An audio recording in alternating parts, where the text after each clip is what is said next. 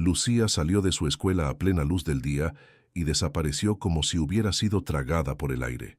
Pero 15 años después, una carta aparece y cambia todo. Lucía Herrera desapareció el martes 4 de noviembre de 2008, en algún punto entre las 17:10 y las 17:30, una franja horaria que, aunque breve, se convirtió en un abismo sin fondo para su familia, sus compañeros y su profesora de literatura.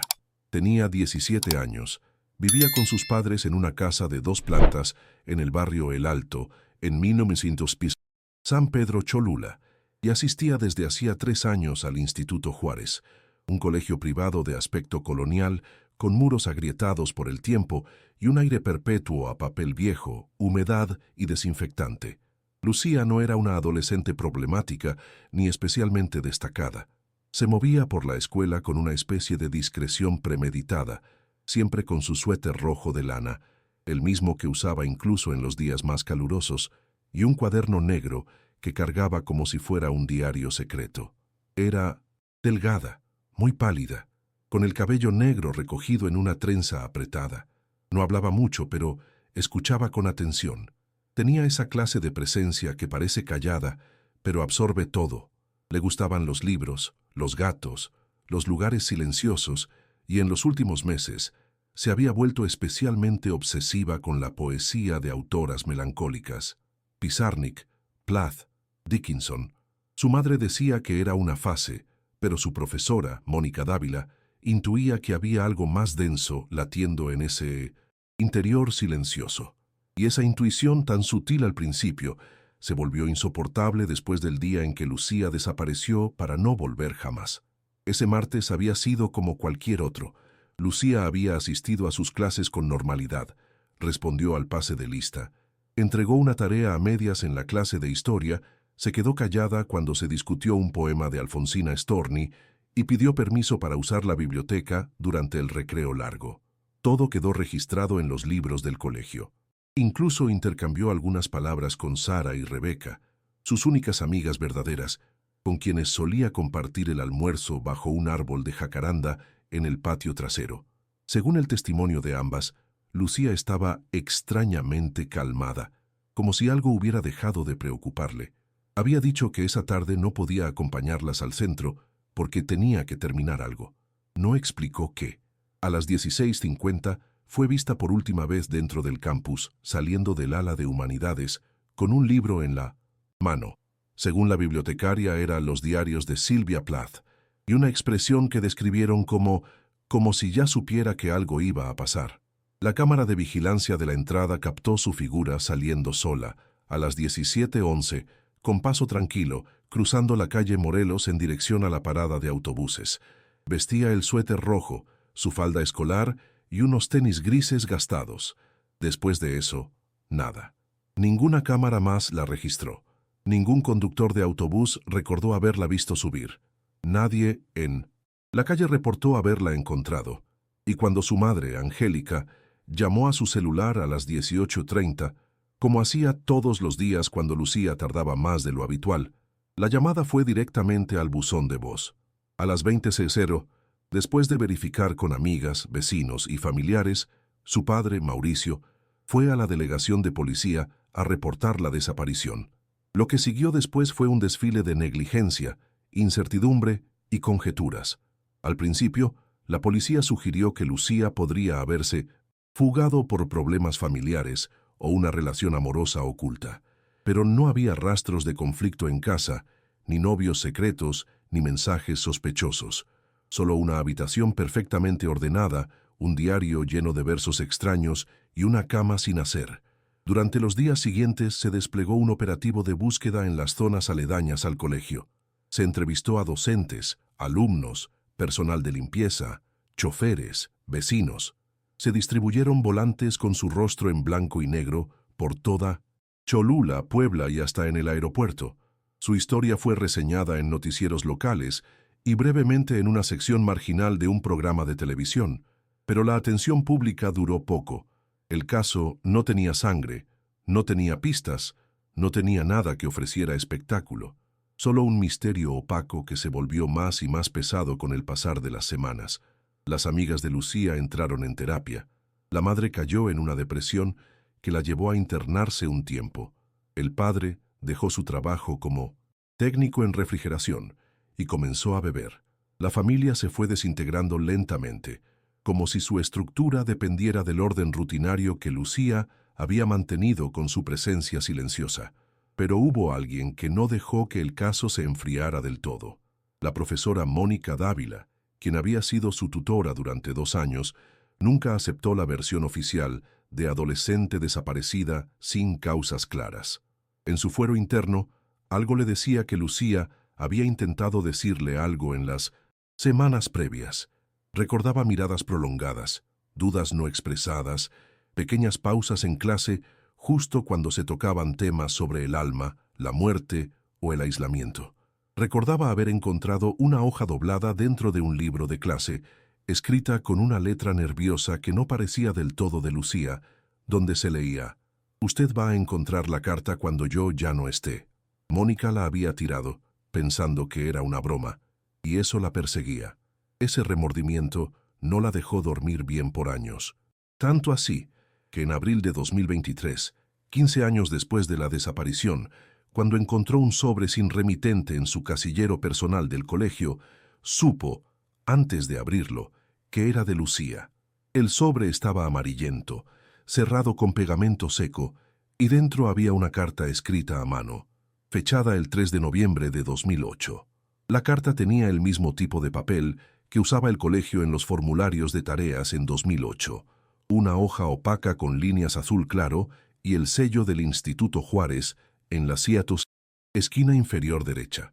La tinta, aunque un poco desvanecida por el tiempo, seguía siendo perfectamente legible. La letra era inequívocamente la de Lucía, pero había algo extraño en la forma en que estaba escrita.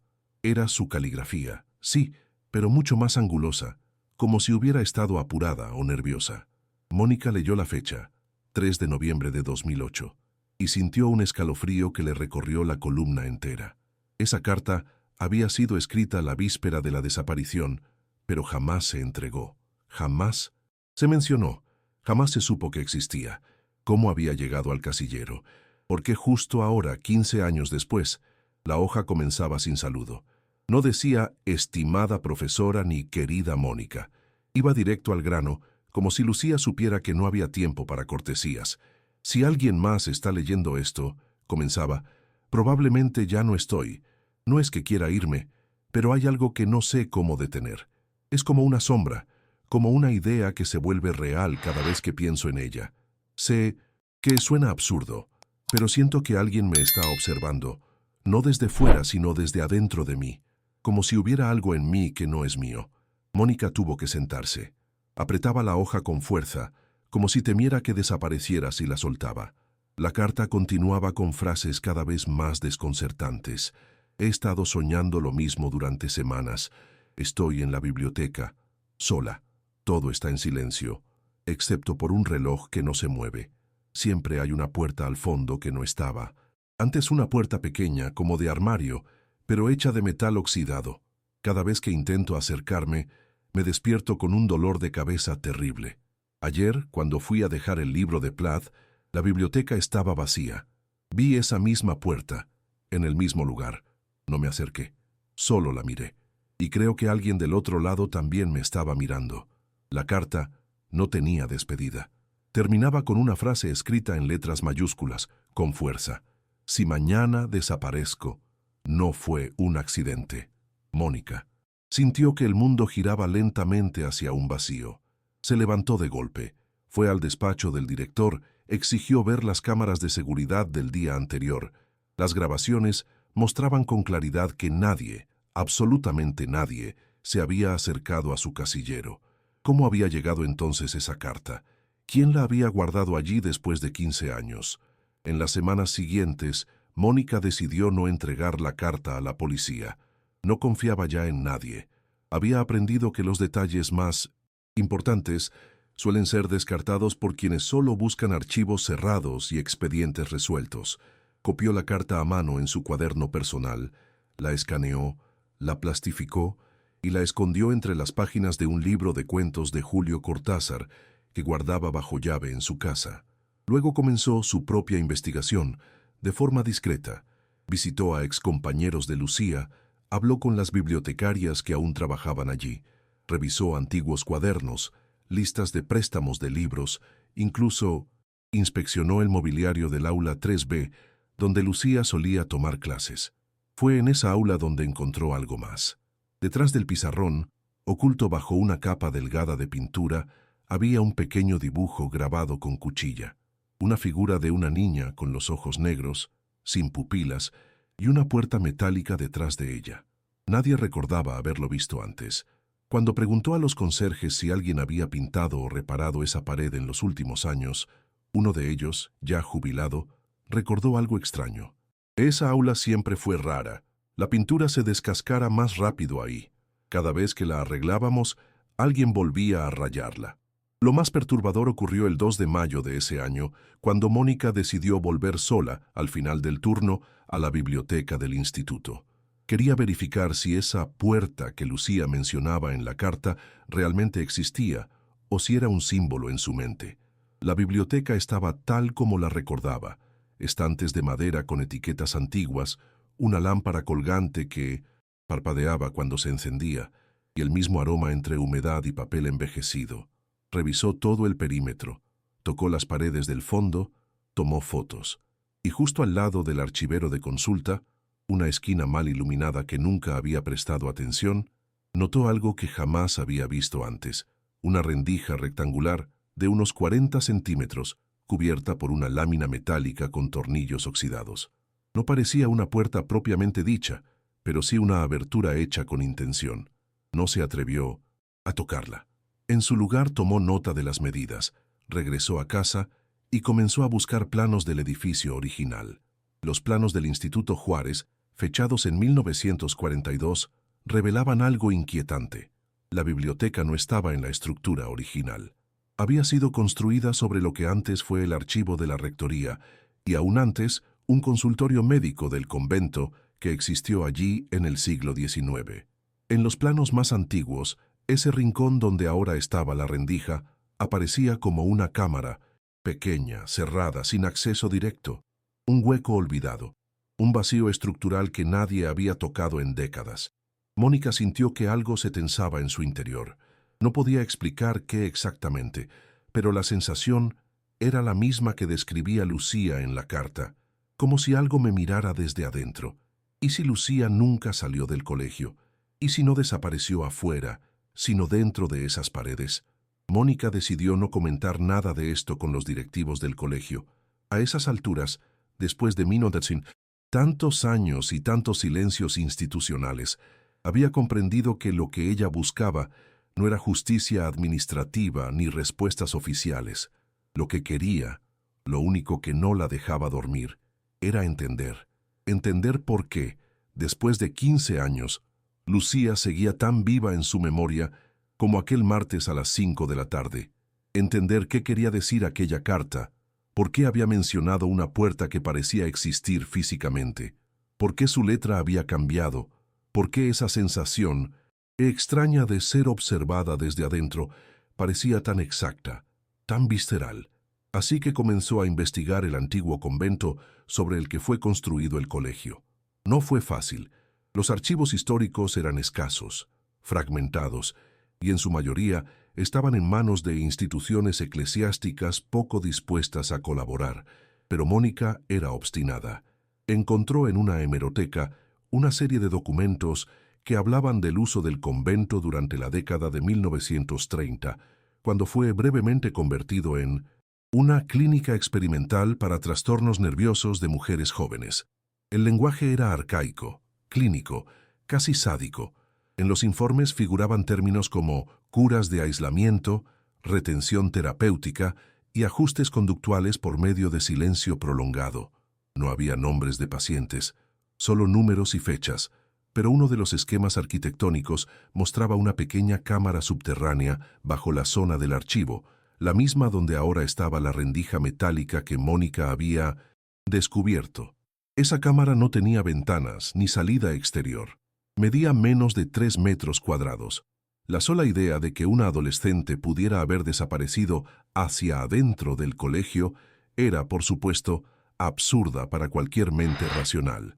Pero Mónica ya había cruzado el umbral de la racionalidad. Llevaba noches soñando con esa rendija. Escuchaba en sueños el sonido de uñas rascando metal. Soñaba con una voz que no gritaba, que simplemente murmuraba su nombre desde detrás de una pared. El 9 de mayo volvió a la biblioteca, esta vez con una linterna y un destornillador.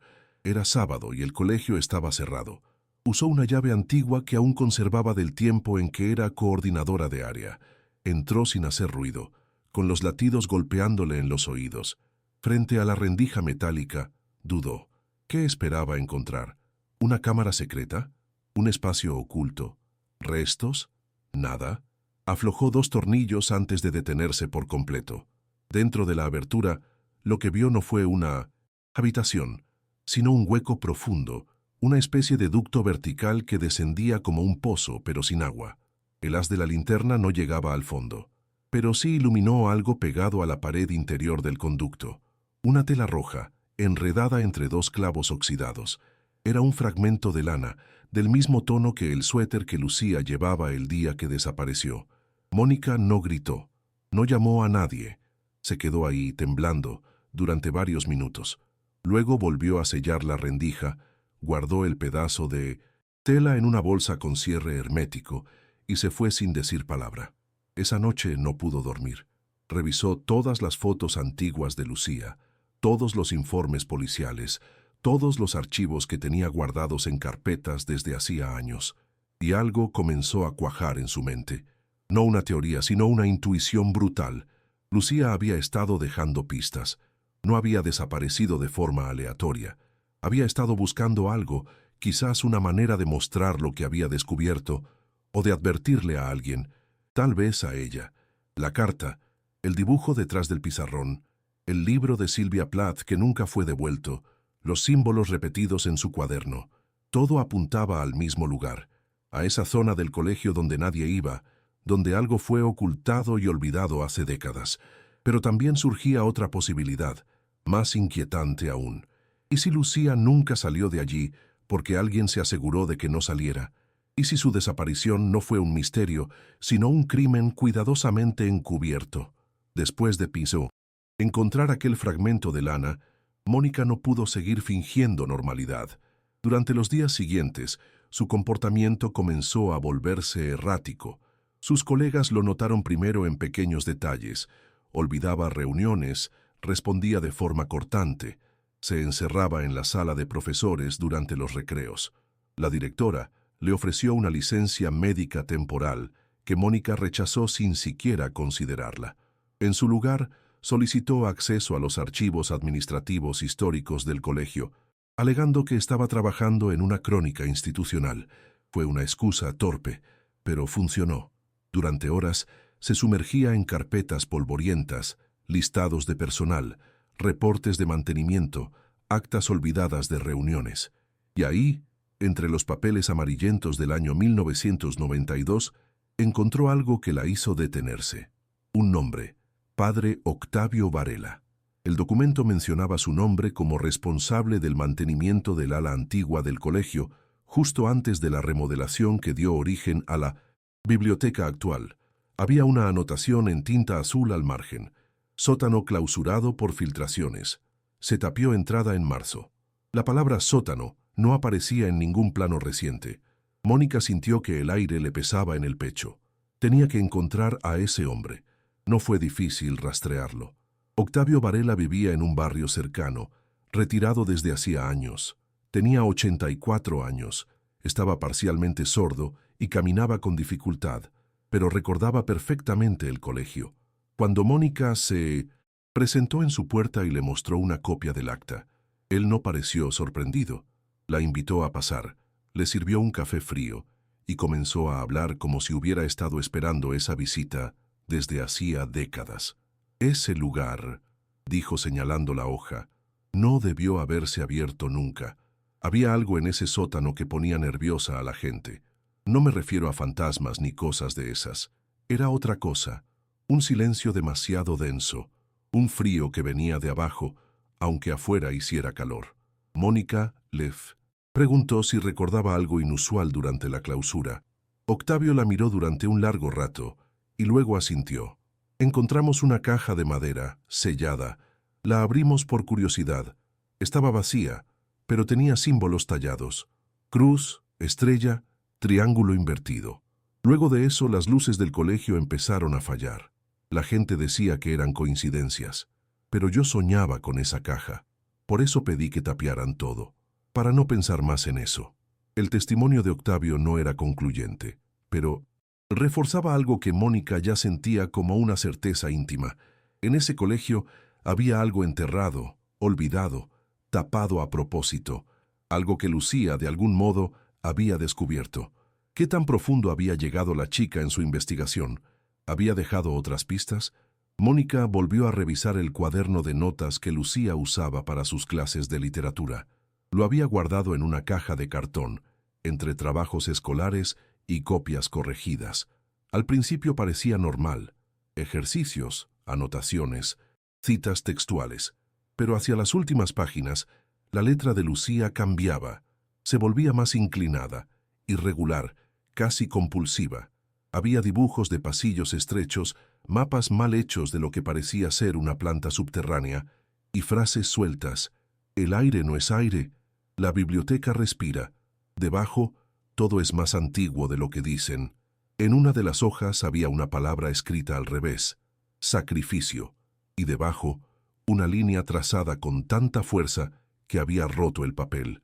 Mónica no sabía qué hacer con todo eso. No podía acudir a la policía sin pruebas tangibles. No podía hablar con la dirección sin arriesgar su empleo. Pero tampoco podía ignorar lo que ya sabía. Entonces, tomó una decisión radical. Mandó hacer una copia digital de todo. La carta, los dibujos, las notas, incluso el fragmento de suéter. Subió los archivos encriptados a una nube con acceso privado. Dejó instrucciones escritas en su casa, por si algo le pasaba, y volvió al colegio. Era sábado por la tarde. El edificio estaba cerrado, pero Mónica tenía la llave antigua que aún funcionaba en algunas cerraduras. Entró sin encender las luces. Llevaba guantes, una linterna potente y una pequeña cámara GoPro que colgaba de su cuello. Su plan era claro: regresar al hueco metálico de la biblioteca, quitar los tornillos y descender por el ducto. Había atado una cuerda de escalada a una viga cercana y estaba dispuesta a bajar. Pero cuando retiró la lámina y apuntó la linterna hacia abajo, lo que vio no era lo mismo que semanas atrás. Ya no era un hueco seco y polvoriento. Ahora había marcas, manchas oscuras en la pared interna, como arañazos, como si alguien o algo hubiera intentado salir desde dentro. Mónica sintió cómo se le paralizaban los músculos de los brazos. Estaba frente a una evidencia directa, física, de que algo había ocurrido dentro de ese ducto. Las marcas en la pared no eran recientes, pero tampoco parecían tener 15 años. Algunas parecían hechas con uñas, otras con algún objeto afilado. Se inclinó un poco más y notó que al fondo del hueco, casi al límite del alcance de su linterna, había algo que reflejaba la luz. Parecía una lámina metálica doblada, como si hubiera una segunda estructura oculta más abajo. En ese momento, pensó en muchas cosas a la vez. En Lucía, en la caja tallada que mencionó el viejo Octavio, en los símbolos, en los sueños. La cuerda de escalada estaba bien fijada. El hueco no parecía tan profundo como para no poder regresar. Así que colocó los guantes con firmeza, ató el arnés a su cintura y comenzó a descender, lenta, casi sin respirar. El hueco tenía unos 2,5 metros de profundidad. Al llegar al fondo, sus pies tocaron una superficie irregular, sucia, cubierta de polvo y fragmentos de yeso. La linterna iluminó una pequeña compuerta lateral, apenas visible desde arriba. No tenía manija, solo una hendidura vertical por la que se podía introducir la mano. Mónica lo hizo, con el corazón golpeándole en la garganta, y empujó. La puerta se dio con un crujido grave, húmedo, como si no se hubiese abierto en décadas. Al otro lado, lo primero que sintió fue el olor. No era putrefacción, pero sí una mezcla rancia, antigua, como de madera mojada, moho y algo más químico, más estéril. como si allí se hubieran guardado desinfectantes o medicamentos antiguos. Alumbró hacia adelante y vio un pasillo estrecho, de ladrillo sin revestir, con paredes curvas y una humedad que rezumaba desde las juntas. No había cables, ni luz, ni ventilación. Solo un túnel de unos 5 metros que desembocaba en una sala circular más amplia. En el centro había una estructura metálica oxidada que parecía una camilla, pero sin colchón, sin cuero, solo el esqueleto de hierro. Había correas de cuero viejo colgando de los lados y una lámpara de techo que no funcionaba. Mónica avanzó con cuidado, grabando todo con su cámara, sin tocar nada. En las paredes había dibujos hechos a mano, algunos con lápiz, otros con lo que parecía carbón. Figuras humanas sin rostro, ojos negros flotando, un reloj sin manecillas y una frase escrita varias veces. Ella me ve desde el otro lado. En ese momento, Mónica sintió que no estaba sola. No oyó pasos, ni respiración. Fue una sensación distinta, más primitiva, como si su cuerpo reconociera que había una presencia antes que su mente pudiera procesarlo. Giró sobre sí misma, apuntando con la linterna a cada rincón. Nada, solo silencio. Pero ese silencio era total, denso, como si el mundo exterior ya no existiera. No podía oír ni el viento, ni sus propios pasos. Todo se volvió interno. Dio un paso más, y justo cuando su pie rozó una baldosa suelta, algo cayó desde arriba. No era pesado, era un papel o un trozo de tela. Mónica lo recogió temblando. Era una hoja arrancada de un cuaderno escolar con bordes azules. En ella, con letra minúscula y temblorosa, decía: «La puerta no se abre desde dentro». El pulso de Mónica se aceleró al límite. Quiso gritar, pero su voz no salió. Dejó caer la hoja, se dio la vuelta y corrió por el pasillo, tropezando con sus propios pies. Subió por la cuerda a toda prisa, cerró la compuerta, atornilló de nuevo la rendija con manos torpes y se fue del colegio sin mirar atrás. Esa noche vomitó 3 veces. No pudo hablar con nadie. Apagó el celular y se encerró en su casa con todas las luces encendidas. Durante los días siguientes, comenzó a recibir llamadas de números desconocidos. Al principio no contestaba, pero después de la 5ª llamada, respondió. Nadie hablaba al otro lado, solo silencio, pero no un silencio vacío. Había una respiración, leve, entrecortada, como si alguien contuviera el aire. Luego, una voz. Mónica. Así, solo su nombre, y luego el corte. La policía no pudo rastrear el número. Tampoco encontró irregularidades en la escuela cuando Mónica, en un ataque de desesperación, denunció lo que había encontrado. No había ducto, ni pasillo, ni sala. Cuando regresaron al lugar, todo había sido rellenado con cemento fresco. Incluso la pared que tenía la rendija había sido cubierta con paneles nuevos. «Remodelaciones de seguridad», dijo la directora. Nadie recordaba haber autorizado esos trabajos. Mónica mostró las grabaciones de su cámara. El archivo estaba corrupto. Lo había subido a la nube, pero su cuenta había sido eliminada por una violación de términos de servicio. La copia física fue robada de su casa 3 días después, junto con la carta de Lucía. La policía pensó que se trataba de un robo común, pero solo faltaban esos objetos. Nada más. No había huellas, no había cerraduras forzadas. A partir de ese momento, Mónica supo que no estaba enfrentándose únicamente a un caso olvidado o a una verdad incómoda del pasado. Estaba enfrentándose a algo o alguien que aún hoy vigilaba, controlaba y, sobre todo, silenciaba. Había cruzado una línea invisible y no podía volver atrás. Se obsesionó. Abandonó el colegio sin dar explicaciones. Se encerró en su casa durante semanas, revisando copias viejas, notas escritas a mano, buscando entre sombras de memoria y detalles que antes le habían parecido irrelevantes. Recordó que en una de las redacciones de Lucía, escrita un mes antes de desaparecer, había una frase que en su momento había subrayado por considerarla literaria. Lo más aterrador no es el lugar donde estamos atrapados, sino descubrir que el encierro ha sido voluntario. En ese entonces pensó que era una metáfora. Ahora ya no estaba segura. Buscó en antiguos correos, entrevistó nuevamente a exalumnos. Incluso se acercó a un periodista local que años antes había cubierto brevemente la historia. Ninguno quería hablar. La mayoría afirmaba haber olvidado los detalles. Uno de ellos, José Luis, exconserje del turno nocturno, directamente le pidió que no lo contactara más. Le dijo que después de lo ocurrido con Lucía, pidió cambio de turno y nunca volvió a pasar por el ala antigua.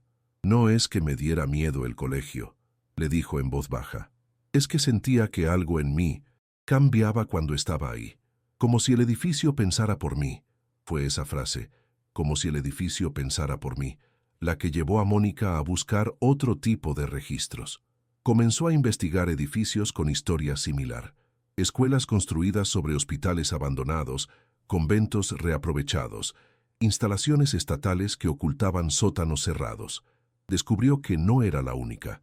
En diferentes foros ocultos de Internet encontró publicaciones de otros maestros, arquitectos, incluso un sacerdote retirado, que hablaban de estructuras con voluntad.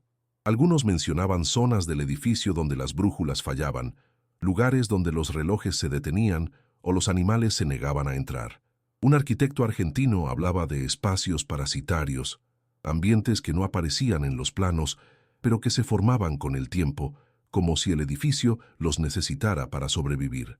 Todo eso, que en otro contexto habría descartado como delirio o ficción, ahora le parecía peligrosamente cercano a lo que había vivido en el Instituto Juárez. Entonces comprendió que lo que buscaba ya no era una respuesta racional. Estaba tratando de entender una lógica que no seguía las reglas normales, y Lucía, de alguna manera, había sido la primera en percibirla. Pero Mónica no era la única que se estaba acercando a esa verdad.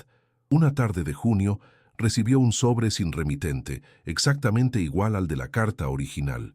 Dentro no había palabras, solo una foto, tomada desde lo alto, en blanco y negro mal impresa.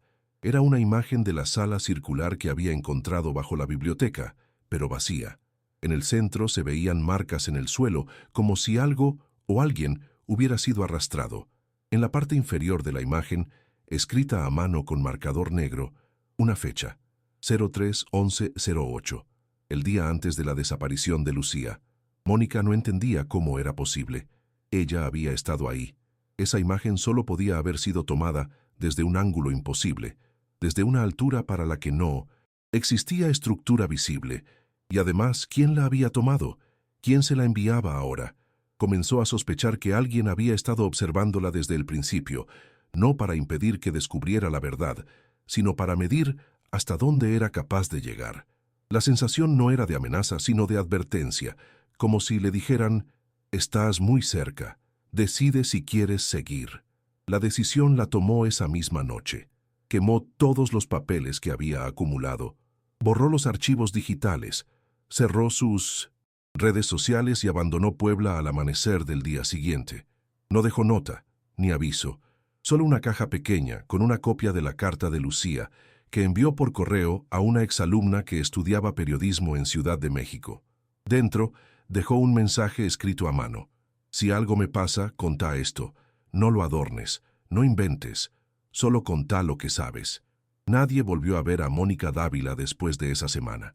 Algunos dicen que vive en un pueblo cerca de Veracruz, bajo otro nombre. Otros aseguran que se internó voluntariamente en un hospital psiquiátrico y que se niega a hablar de su pasado. Lo único comprobable es que su casa fue alquilada meses después a una familia nueva y que en una de las paredes del sótano encontraron, trazado con tiza blanca, un dibujo de una puerta entreabierta y unos ojos, sin pupilas, observando desde el otro lado. El hallazgo del dibujo en la casa alquilada de Mónica no llegó a los medios.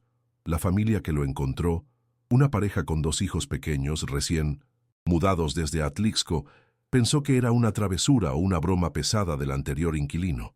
Pintaron la pared sin mayor preocupación, pero lo que ocurrió las semanas siguientes fue suficiente para que abandonaran la casa antes de cumplir 2 meses de contrato. Según relató la madre, Carolina Meneses, los niños comenzaron a tener pesadillas recurrentes con una señora de suéter rojo que los observaba desde la esquina del pasillo. El menor, de apenas 5 años, hablaba de la mujer que vive detrás del muro, y decía que no le gustaba cómo lo miraba cuando apagaban las luces. El mayor dejó de comer, empezó a tartamudear y dibujaba compulsivamente puertas sin picaportes en sus cuadernos de tareas. Un día, Carolina encontró uno de esos dibujos clavado en la parte interior del armario con una tachuela. Lo arrancó asustada y le preguntó a su hijo si había sido él. Él negó haberlo puesto ahí. Dijo que la señora le había pedido que lo dejara en ese lugar. 3 días después, abandonaron la casa sin dar explicaciones. El propietario no supo qué pensar. No había antecedentes paranormales ni históricos asociados a la propiedad. Solo el hecho de que había pertenecido a una mujer llamada Mónica Dávila, exdocente de un colegio privado, desaparecida voluntariamente, según los archivos municipales. Lo que nadie sabía era que la caja enviada por Mónica con la copia de la carta sí había llegado a su destino. La exalumna, Valeria Chávez, cursaba el último año de periodismo en 1900, una universidad capitalina. Al principio creyó que se trataba de una broma. El sobre venía sin remitente, con un nombre escrito a mano que casi no reconoció. Pero cuando vio el contenido, la carta escaneada, la nota de puño y letra de Mónica, y una foto impresa de lo que parecía ser un pasillo subterráneo, entendió que estaba frente a algo serio. Durante varios días no supo qué hacer. Mostrárselo a alguien podría hacerla quedar como una conspiranoica. Guardárselo solo para ella parecía injusto. Entonces hizo lo que creyó más sensato. Digitalizó todo y lo subió de forma anónima a un foro especializado en casos sin resolver. El post incluía una línea introductoria simple. Carta real de una estudiante desaparecida en 2008 en Cholula.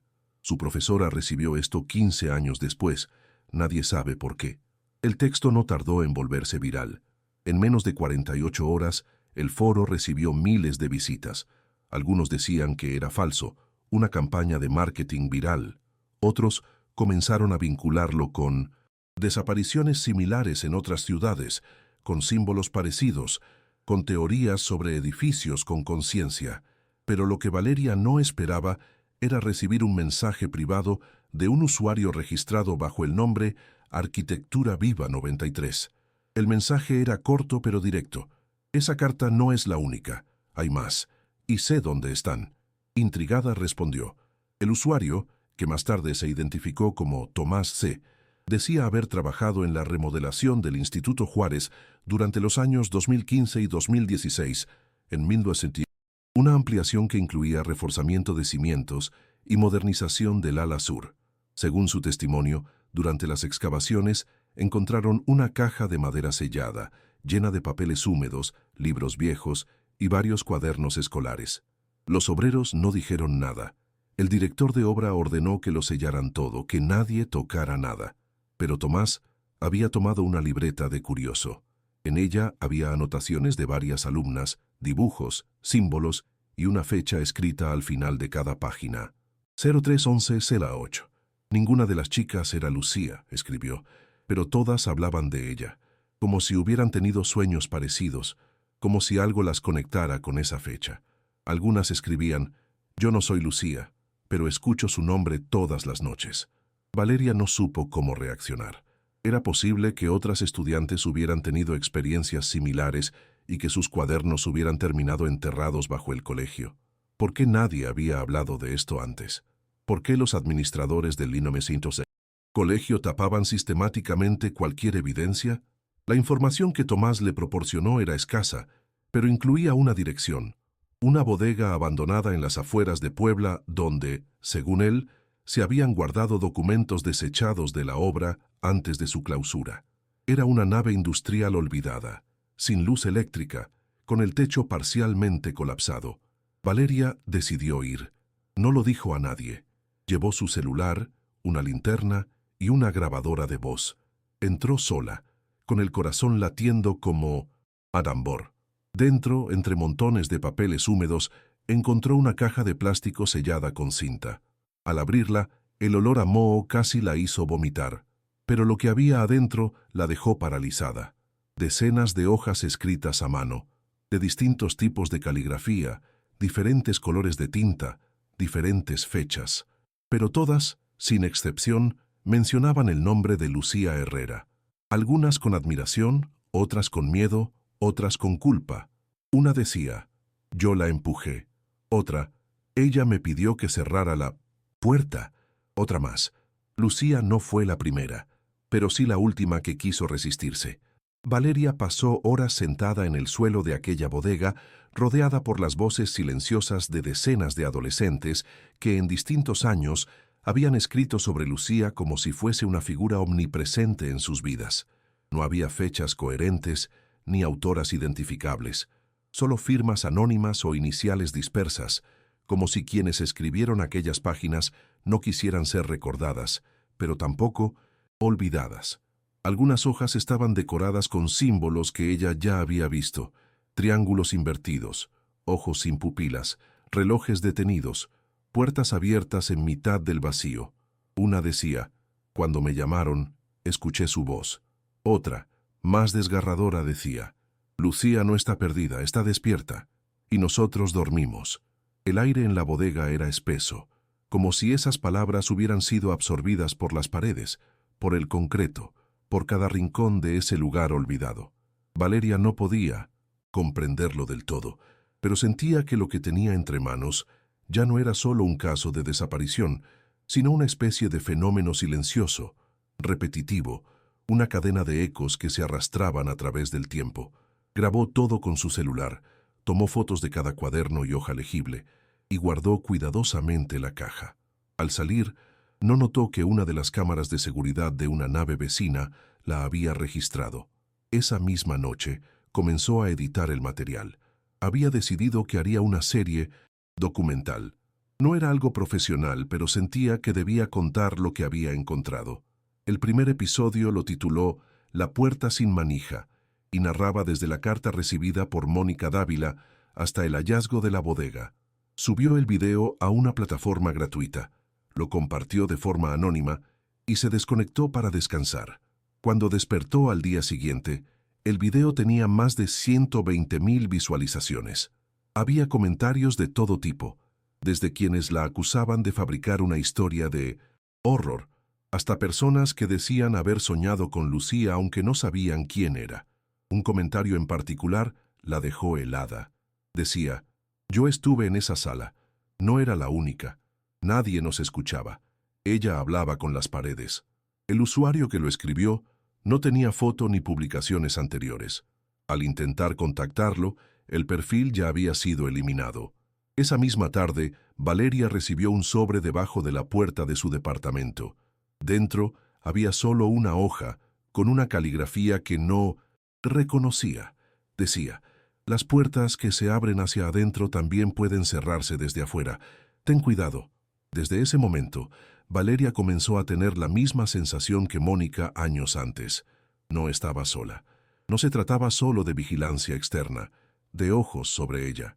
Era una presencia distinta, íntima, como si lo que había leído, tocado, descubierto, se hubiera impregnado en su mente. Empezó a tener pesadillas con corredores infinitos, con pasillos húmedos donde alguien susurraba su nombre. En algunos sueños, veía a Lucía sentada en una esquina mirándola en silencio. En otros, era ella misma quien escribía en hojas ajenas, con una letra que no era suya, frases que no comprendía. Y siempre, al despertar, sentía un peso en el pecho, como si no hubiera dormido sino cruzado a otro lado. En uno de esos despertares, encontró una hoja arrugada sobre su escritorio.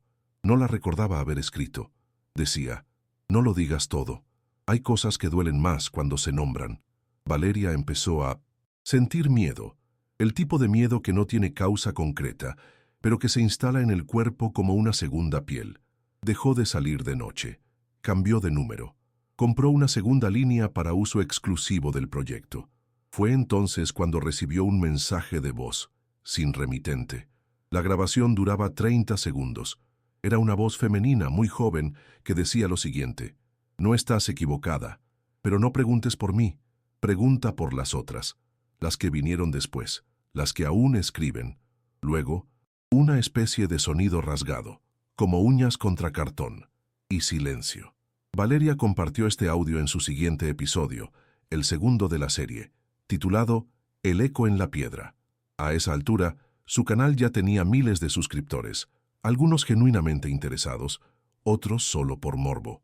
Entre los comentarios surgió un nombre. El aula 3B también tenía símbolos. Era una exalumna del colegio. Valeria la contactó, y la mujer le contó que, durante su último año en el Instituto Juárez, notó que, debajo de algunas sillas estaban grabadas palabras con cuchilla: no mirar, detrás, despierta. También recordó que durante un mes completo, al entrar a esa aula, los relojes de su grupo se atrasaban unos minutos cada día. Cuando lo dijeron al director, cambiaron de aula. Nadie más volvió a usar la 3B. La historia, como un remolino, comenzaba a expandirse más allá del caso de Lucía. Había otras piezas, otras niñas, otras puertas, pero todo, de alguna forma, seguía girando alrededor de esa primera carta, escrita en noviembre de 2008, y la profesora que desapareció 15 años después. La figura de Lucía pasaba lentamente de víctima a testigo, y tal vez, aunque nadie se atrevía aún a decirlo en voz alta, a algo más. Valeria, aunque aterrada, no podía dejar de investigar. Cada nuevo dato, cada mensaje anónimo, cada recuerdo compartido por antiguos alumnos del Instituto Juárez, la empujaban más adentro de una red de silencios, símbolos y coincidencias imposibles. Su canal se había transformado en un punto de encuentro para personas de todo el país que decían haber experimentado cosas similares: desapariciones inexplicables, sueños recurrentes con pasillos húmedos, símbolos tallados en pupitres, sensaciones de ser observados desde adentro de las paredes. Una mujer de Oaxaca contó que en su colegio descubrió una puerta de hierro tapada por una estantería, idéntica a la que describía Mónica Dávila en su carta. Un joven de Monterrey dijo haber soñado durante meses con una chica de su edad que se llamaba Lucía y que le pedía que no olvidara el triángulo. Ninguno de ellos sabía del caso original antes de ver los videos. La comunidad crecía y el patrón se repetía. La pregunta ya no era qué había pasado con Lucía, sino por qué tantas personas empezaban a recordarla, sin haberla conocido jamás. Fue durante ese periodo que Valeria recibió un segundo paquete físico. Esta vez no llegó a su departamento, sino a la redacción del periódico universitario, donde colaboraba ocasionalmente. El sobre era más grueso, sin remitente, sellado con cinta marrón. Dentro había un cuaderno espiral, de esos baratos que venden en cualquier papelería, con tapas negras y hojas cuadriculadas. En la primera página, escrito con marcador rojo, solo decía Mónica 2. Las páginas estaban llenas de anotaciones confusas: horarios, dibujos, mapas, esquemas, frases en distintos idiomas. Algunas páginas estaban arrancadas, otras cubiertas de manchas de humedad, pero lo más impactante era que muchas de las entradas estaban escritas con una caligrafía idéntica a la de Mónica Dávila. Comparándola con la carta original, no cabía duda. Era su letra. El diario parecía una continuación directa de sus investigaciones, como si hubiera seguido escribiendo desde el exilio, desde la clandestinidad o desde un lugar aún más inalcanzable. Una página en particular llamó la atención de Valeria.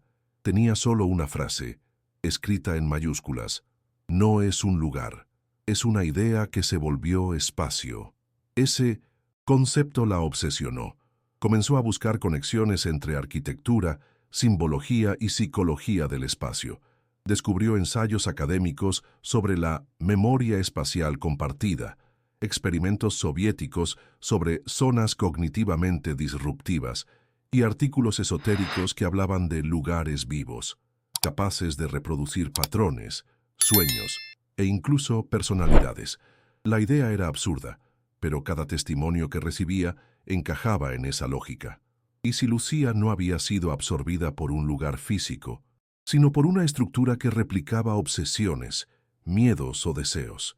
¿Y si esa estructura se reactivaba cada cierto tiempo, cada vez que alguien preguntaba demasiado? En el cuaderno de Mónica también había coordenadas, algunas tachadas, otras destacadas. Valeria las ingresó en Google Maps. La mayoría eran puntos del colegio o alrededores, pero una la llevó a un bosque cercano a un monasterio abandonado en Tlaxcala. Decidió ir. El viaje fue breve, pero la caminata, larga. Tuvo que cruzar una zona cerrada por reforestación, evadir una cerca y seguir un sendero a pie durante 1 hora. Cuando llegó al punto exacto, no vio más que árboles y hojas secas. Pero bajo un montículo de piedras encontró lo inesperado, una pequeña caja metálica oxidada cerrada con un candado. La levantó. Pesaba poco. Dentro, envuelta en una bolsa plástica, había una grabación en cinta mini DV, de las que se usaban en cámaras caseras a comienzos de los años 2000. No tenía etiquetas ni marcas. Valeria no tenía cómo reproducirla, pero sabía quién sí. Un técnico audiovisual que había conocido durante sus prácticas. Lo contactó al día siguiente y, con discreción, digitalizaron el contenido. Lo que vieron los dejó sin habla. El video duraba 6 minutos con 14 segundos. Fue grabado en baja resolución, con enfoque tembloroso y sonido saturado. Mostraba un pasillo subterráneo muy similar al descrito por Mónica. Paredes de ladrillo desnudo, humedad, una lámpara colgante parpadeando. Al fondo, una figura femenina de espaldas, de cabello negro, sentada en una esquina. La cámara se acercaba lentamente. A medida que la figura giraba el rostro, la imagen se distorsionaba, como si la cinta no soportara el registro de lo que mostraba. Solo se alcanzaban a distinguir los ojos, grandes, completamente negros, y la voz. No hablaba con palabras, sino con un sonido vibrante, metálico, como un eco grabado desde dentro de un tubo. En los últimos segundos, la figura levantaba una hoja de papel y la mostraba a la cámara. Solo se leía una palabra escrita en letras mayúsculas: despierten. Valeria no durmió esa noche, ni la siguiente. Tampoco publicó ese video. Por primera vez desde que había empezado, sintió que había encontrado algo que no debía ser mostrado. Tal vez por seguridad, tal vez porque entendía que algunas cosas, una vez vistas, ya no pueden desverse. Para muchos, todo esto era solo una leyenda urbana evolucionada, un relato que creció como un virus narrativo, alimentado por coincidencias, histeria colectiva y el hambre de las redes por misterios sin resolver. Pero para otros, comenzaba a formarse una verdad mucho más oscura. Investigadores independientes notaron que en varios colegios antiguos del país, especialmente aquellos construidos sobre estructuras coloniales o con pasados religiosos, había reportes de desapariciones menores, interrupciones eléctricas inexplicables, alumnos con conductas alteradas e incluso menciones aisladas a nombres que no figuraban en registros oficiales.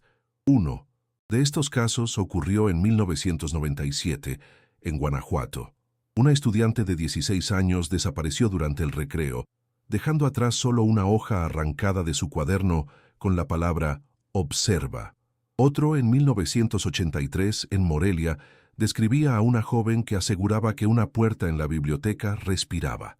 Ninguno de estos casos tuvo seguimiento.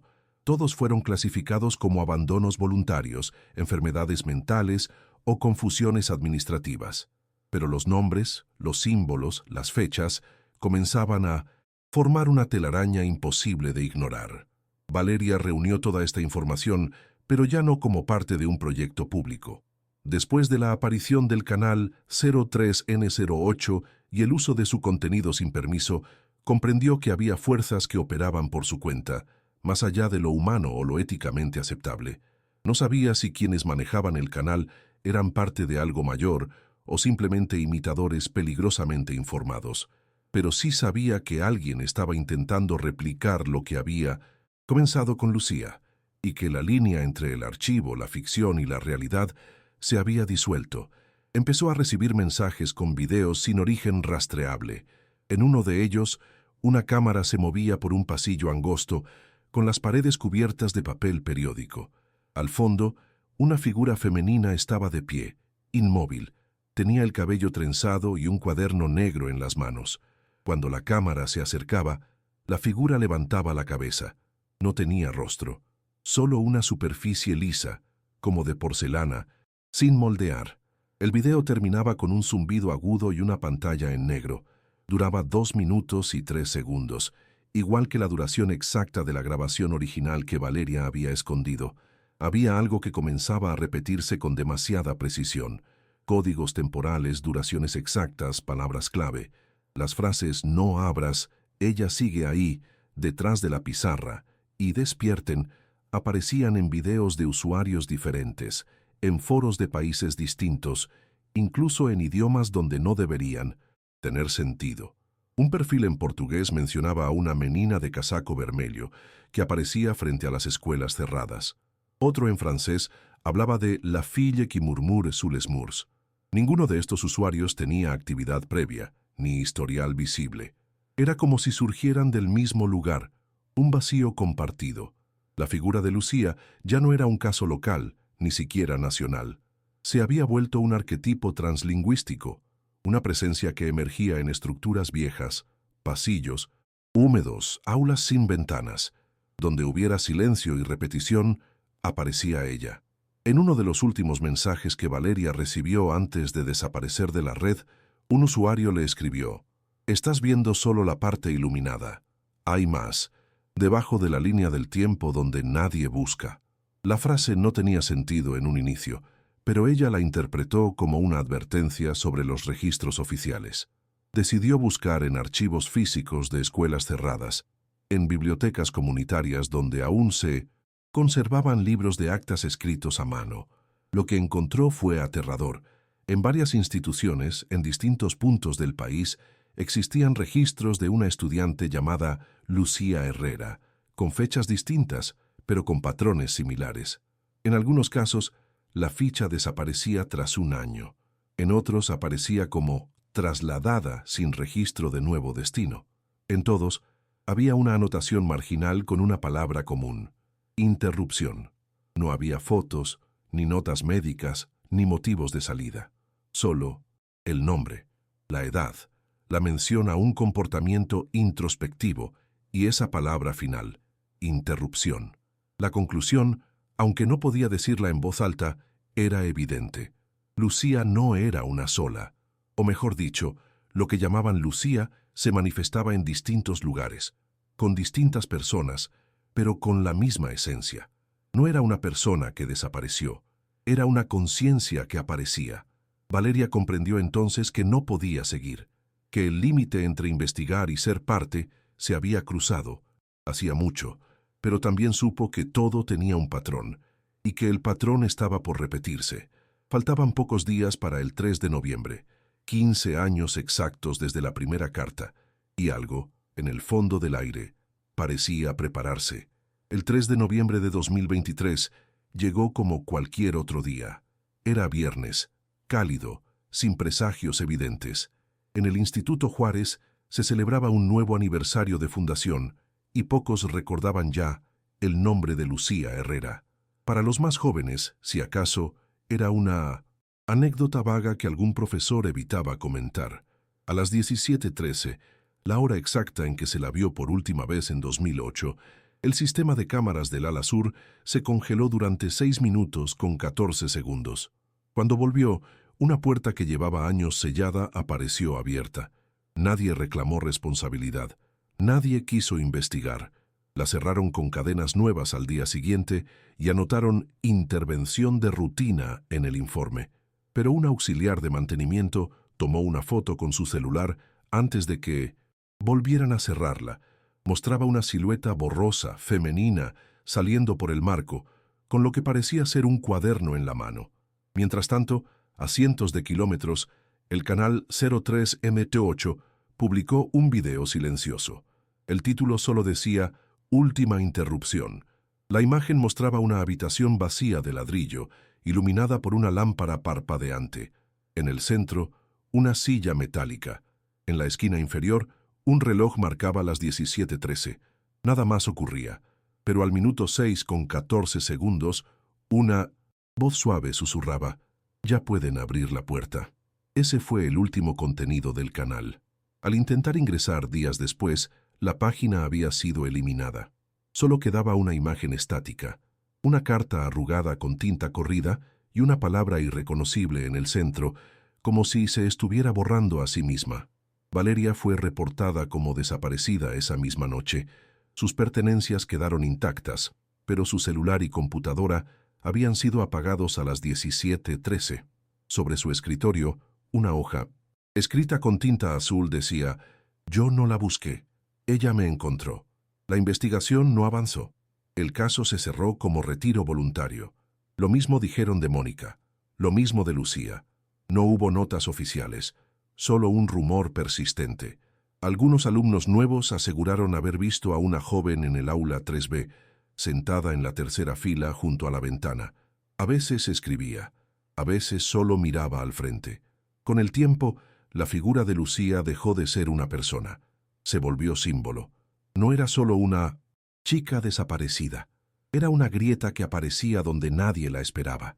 A veces tenía nombre, a veces solo ojos. No siempre era Lucía, pero siempre llegaba el 3 de noviembre. Y siempre dejaba una carta que nadie podía leer del todo.